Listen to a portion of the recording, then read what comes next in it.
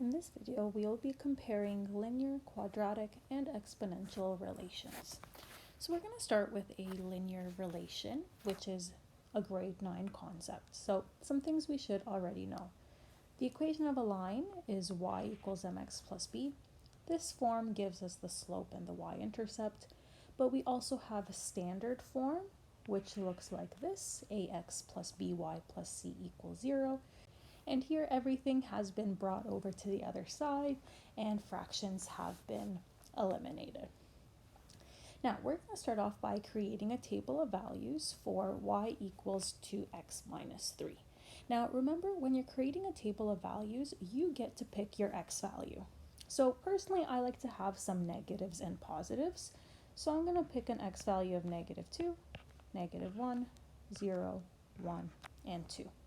And now with the x values I have chosen, I am going to substitute them into my equation to solve for y. So y will equal 2x, but x is -2, minus 3.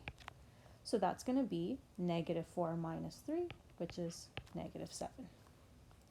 Then for the next one, y is equal to 2 times -1 for x, minus 3. That's -2 minus 3, which is -5. Y equals 2 times 0 minus 3. Well, that's just -3. Y equals 2 times 1 minus 3. 2 minus 3 is -1, and you might already see a pattern with the y values. And finally, y equals 2 times 2 for x, minus 3. That's 4 minus 3, which is 1. This allows us to now plot some points. When x is 2, y is -7. That's the coordinate -2, -7, which is a little bit off the page, off the grid. Then we have -1, -5. Here it is. Then we have 0, -3. There it is. 1, -1. And finally 2, 1. And now I can connect the dots, and there's my line. So visually, you can tell that this is a line. From the table of values, we can tell that it's a line because we have a constant increase of 2 in my y values for every increase of 1 in my x's. And that leads us to first differences. So when you're finding your first differences, you're taking your y values and you're doing bottom minus top. So in this first pair, 1 minus -1 is 2. In the second pair, -1 minus -3 is also 2.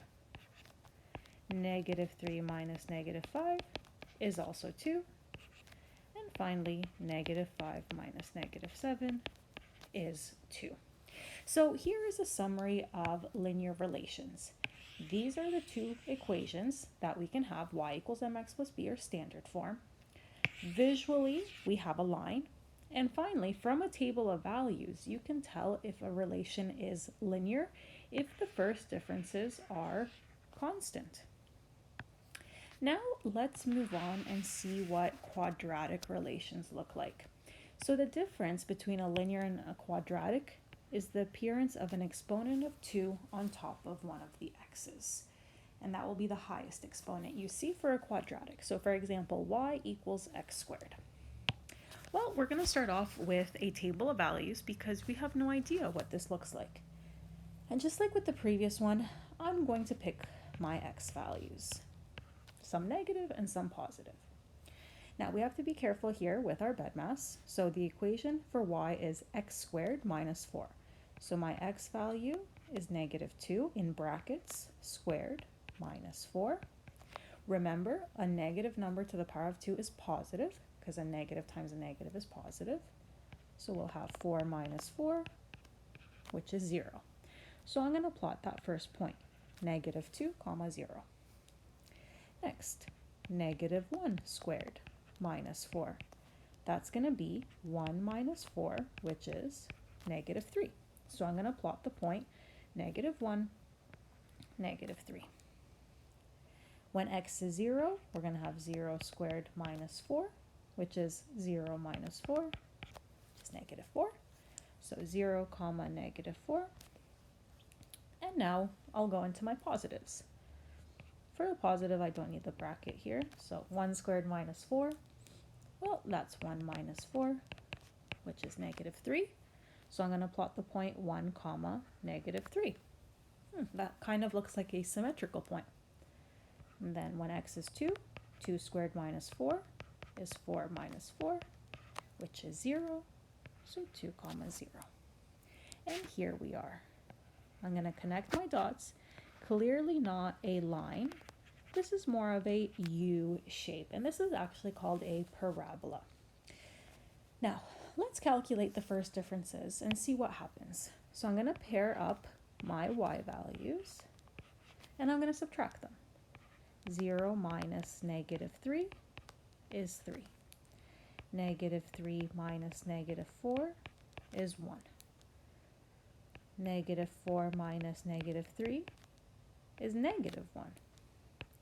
And negative 3 minus 0 is negative 3. You will notice that our first differences are not constant this time. So when that happens, we go to our second differences. And for these, we take our first differences and we subtract them, bottom minus top. So 3 minus 1 is 2. 1 minus negative 1 is 2. Negative 1 minus negative 3 is 2. The second differences are constant. So when we have this exponent of 2 on top of our x, it's our second differences that are constant. Let's try it again for another quadratic and see if we see similar features. Now this equation is y equals negative 2x squared minus 4x. So I have that x squared term, which is making this quadratic. This time I do have x in multiple places, and that's okay. I'm just gonna have to be extra careful when I create my table of values. So I'm picking the same x values from negative 2 to 2. And when I find my first y value, I'm gonna have negative 2 times x squared. So negative 2 squared minus 4 times negative 2. And here we have to remember BEDMAS. Exponents come first. So negative 2 squared here is 4. So I have negative 2 times 4 minus 4 times negative 2. That's going to give us negative 8 plus 8, which is 0. So my first coordinate is negative 2, 0. And now we repeat. Negative 2 times negative 1 squared minus 4 times negative 1. Exponent first. So negative 1 squared is 1 times negative 2 is negative 2. Negative 4 times negative 1 is positive 4. And we get positive 2. So negative 1 comma 2 is our next point. 0 is the best one because 0 times anything is 0. And that's what we have here. So I'll plot that point at 0, 0. And now negative 2 times 1 squared minus 4 times 1. That'll be negative 2 minus 4, which is negative 6. So 1 negative 6. And I think the next one will go off the page, but negative 2 times 2 squared minus 4 times 2. So 2 squared is 4. 4 times negative 2 is negative 8. Negative 4 times 2 is negative 8. And that's negative 16. So that is off the page. So this is what we have here. This is what we know, and we know that this is going to go down forever. Now, what about to the left of negative 2? We can always add an extra little point here. Let's make x be negative 3 and get one more point if we're unsure of what's happening. So we're going to have negative 3 squared is 9 times negative 2 is negative 18, and then negative 4 times 3 is positive 12. So we get negative 6. So negative 3, negative 6. And here we are. We see this nice symmetry. And this again is a parabola. It's also a U-shape, but it's inverted. It's flipped. And now let's do our first differences. So I'm going to pair up my consecutive y values, and I'm going to do negative 16 minus negative 6. That gives me negative 10. Negative 6 minus 0 is negative 6. 0 minus 2 is negative 2. And 2 minus 0 is 2. They are not the same.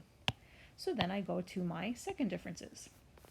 Negative 10 minus negative 6 is negative 4. Negative 6 minus negative 2 is negative 4. And negative 2 minus 2 is negative 4. The second differences, once again, are constant. So let's summarize our findings. Some observations and conclusions about quadratic relations.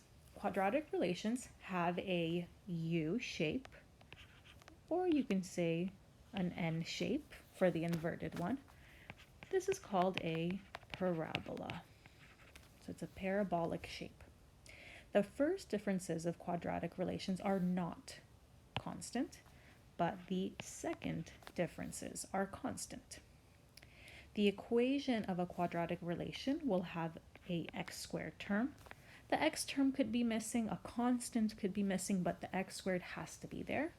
And finally, the standard form of a quadratic relation is y equals ax squared plus bx plus c. Now, what's the point of these parabolas? Well, there's lots of scenarios that can be represented by parabolas. Let's say a basketball is being thrown, and this U shape here, this parabola, represents the height of the ball in feet after t seconds. So here it gets thrown, so it's going up higher, and then after 2 seconds, it starts to go down again until it's on the ground. So let's answer some questions. From what height is the ball thrown from? Well, the start of the scenario is right here, and that is at a height of 5 feet. This is the point that is on the y-axis, so this is called the y-intercept. What is the maximum height of the ball? Well, here is the very top, so the maximum is at 9 feet. And when does the maximum height occur? Well, if we look down from that same point, it's at 2 seconds. This information together, this point is called the vertex, so that very top of the parabola. When does the ball hit the ground? Well, the ground is a height of 0. So this point here is when it hits the ground, and the scenario is done there. So it hits the ground after 5 seconds. This is the point on the x-axis. This is called the x-intercept, or you'll also see it called a 0. You'll notice that if I were to extend this parabola in the opposite direction, there would be another x-intercept, but that would be with negative time, which doesn't make sense for this scenario. And finally, when is the ball at a height of 8 feet? So I'm going to go to my graph. Here's 8 feet. I'm going to draw a line across, and I hit my parabola 2 times. There are 2 times when the ball is at 8 feet. At 1 second and at 3 seconds. And anything between 1 and 3 seconds, the ball is above 8 feet. And there we are. A little bit of new terminology related to the parabola, plus a little connection for parabolas in real life. And finally, let's take a little sneak peek into exponential relations. With exponential equations, you will see the variable up in the exponent. So if you look at our equation, y equals 2 to the power of x. If you look at the line, the variable x is right there in the main line. Y equals 2x, 2 times x. Or for a parabola, x squared. X is on ground level, and the exponent is 2. Whereas for the exponential, the base is 2, and the exponent is the variable. Let's see what that's going to look like. And once again, I'm going to pick nice x values from -2 to 2. So I'm going to start with 2 to the power of -2. And I'm just going to punch that into my calculator, and I get 0.25, a positive number. So I'm going to estimate that right here. Then 2 to the power of negative 1, I get 0.5. 2 to the power of 0, anything to the power of 0 is 1. 2 to the power of 1 is 2. And 2 to the power of 2 is 4. And I can continue if I wanted to. 2 to the power of 3 is 8, if I wanted to get another point. Now, if we look at this sketch here, there is some growth. And as x gets bigger, the growth gets exponentially larger. It just doubles every single time. Now, a quick little note, maybe a reminder, maybe new, but when you have a negative exponent, like 2 to the power of negative 2, we can always turn a negative exponent positive by taking a reciprocal of the base. The base was 2, its reciprocal is a half, and that will turn the exponent positive. And then a half to the power of 2, you just take that exponent and apply it to the numerator and denominator. 1 to the power of 2 is 1, 2 to the power of 2 is 4, and you get a quarter. And that's how we got 0.25. And we can do that for 2 to the power of negative 1 as well. Take a reciprocal, that turns the exponent positive, and since it's just to the power of 1, we would get a half, which is 0.5. All right, so here's our exponential graph. Let's see what happens with those first differences. 4 minus 2 is 2. 2 minus 1 is 1. 1 minus 0.5 is 0.5, and 0.5 minus 0.25 is 0.25. Those are not the same. Okay, so then maybe we try the second differences. 2 minus 1 is 1. 1 minus 0.5 is 0.5. 0.5 minus 0.25, 0.25. Those are also different. So these first and second differences, they're not working. I could try third differences where I subtract these, but I'm still not going to get something constant. So I have to rethink my strategy. And I did mention in the graph that it looks like the y values are just doubling each time. So I'm going to try to see what the ratio is. For the ratio, I'm going to go back to my y values and I'm going to divide them this time. So 4 divided by 2 is 2. Then the next pair, 2 divided by 1 is 2. 1 divided by 0.5 is 2. 0.5 divided by 0.25 is 2. So exponential relations have a common ratio, not constant first or second differences.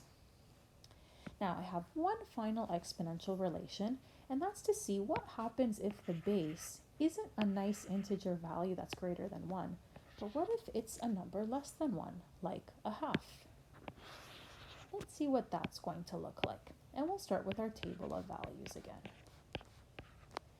So we're going to start with a half to the power of negative 2. Now you can punch this into your calculator and you will get 4. Or we can think about negative exponents again. If I have a half to the power of negative 2, well, if I take a reciprocal of a half, that'll be 2, and that will turn the exponent 2. And that's how we get 4. I can do the same thing for a half to the power of negative 1. I take the reciprocal and I get 2. The exponent is now positive 1.